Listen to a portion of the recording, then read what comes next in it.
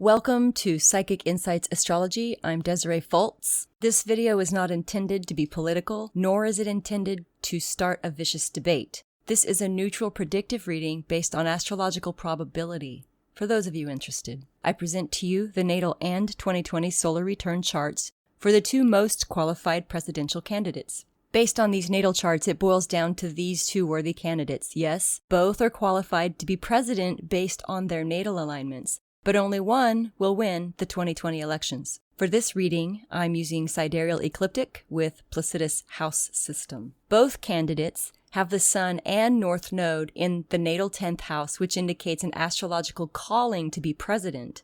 This house rules authority, government, and high achievement that benefits the masses. Both candidates have Venus on the 11th house, which indicates that they both care deeply about the people they govern, and they both have the loving support of their followers. Trump has Saturn in the 11th house, where it is exalted and in co-rulership with Uranus. This is very lucky, especially when it comes to governing a group of people. There are usually only two places where Saturn is considered truly benefic, and the 11th house is one of these two placements, the other being the 10th house. Saturn here gives deep insights to what society truly needs to function properly. Many people with this placement naturally find themselves governing clubs, organizations, nations, events, event management. Saturn is known as the old sun. Now Sanders has Saturn in the 7th house. People with this placement are often dedicated and very loyal to personal partnerships. They will not enter into relationships lightly, and they remain connected to those relationships for a very long time. They often have business partners in areas of politics, business, law and justice, and real estate. He's definitely in a fitting environment for the type of people his DC attracts.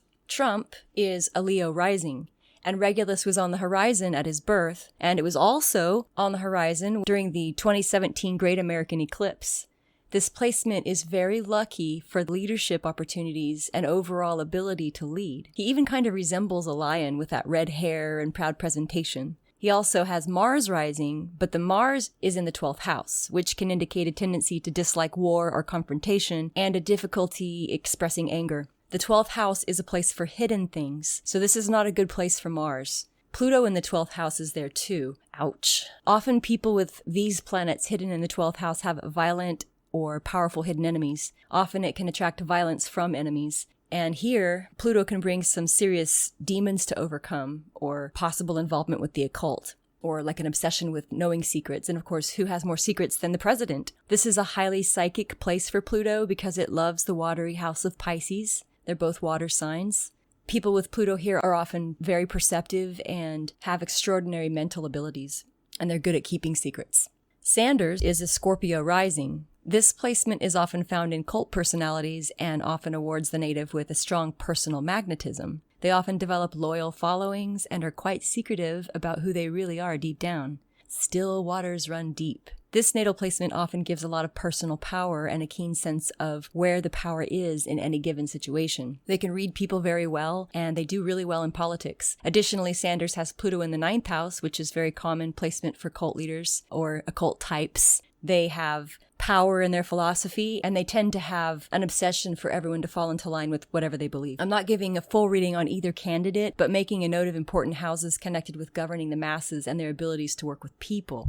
The 4th quadrant, which includes the 10th, 11th, and 12th houses, are connected with the masses, the larger body of people, and karma. It also deals with government and large businesses or anything that deals with humanity as a whole. The 3rd quadrant includes the 7th, 8th, and 9th houses, and those are concerned with partnerships and relating to others, and also shared resources. And the 2nd quadrant, which is the 4th, 5th, and 6th houses, are concerned with work, play, and home. So the 1st quadrant, 1st, 2nd, and 3rd houses are concerned with personal development and local community. So the most important houses to consider for a presidential candidate are found in the 4th quadrant. Also, anything connected to those planets reveal how they're likely to support the candidate in their reasons and motivations for presidency. According to Sanders' natal placement, his motivation for presidency is likely connected to whoever he does business with. You can see the trines from the 10th to the 7th house, and the connections to the 9th house would possibly indicate a desire to have a large mass of people that agree with his personal philosophies and how the world should be. Those bundled oppositions from the 10th to the 5th house shows a motivation motivation to implementing creative new ideas in how he thinks the country should be led socially. The fifth house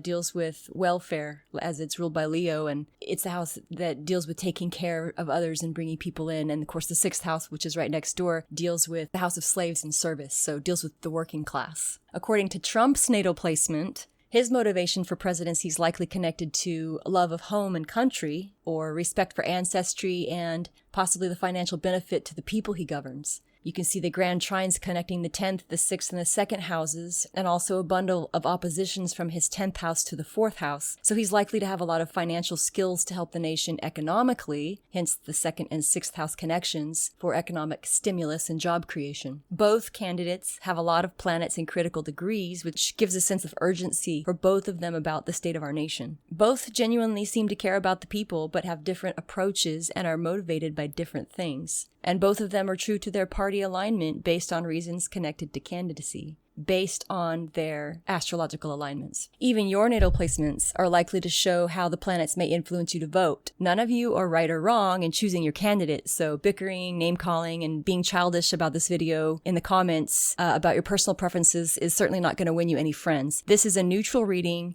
seeking out the best qualities in each candidate and a peek at who the stars allude to winning. And now for the verdict. Based on the 2020 solar returns for each candidate, the North Node will have a lot of power in determining where they are lucky and feeling called and aided by the universe in achievement. It's generally accepted by astrologers that the North Node is associated with karma and soul duty, and the universe seems to pave the way with opportunity wherever your North Node points. Sanders' North Node is pointing in the 7th house this year, so he may be more dedicated to his business and political partners than anything else. Building personal relationships will definitely be a huge focus for Sanders this year. The node is also connected to the 5th and 11th houses, so he's likely to push for deals that benefit his partners and people that favor social welfare programs. He also has a splash shape in this chart this year, which shows that the energies are scattered kind of all over the place. So there's not really enough dedication to a single point to really effectuate enough change to make a clear difference on any given area, but a lot of ideas and promises that would each receive a little bit of attention. Trump's return definitely has a more clearly defined set of focus points, showing a heavy emphasis on economic and social issues. His North Node points to a win.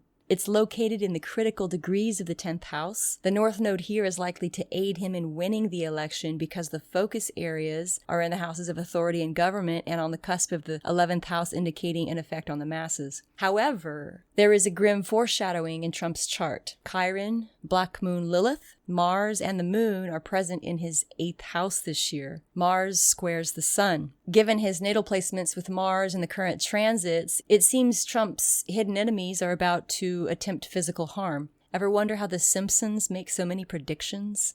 Someone is looking at astrology.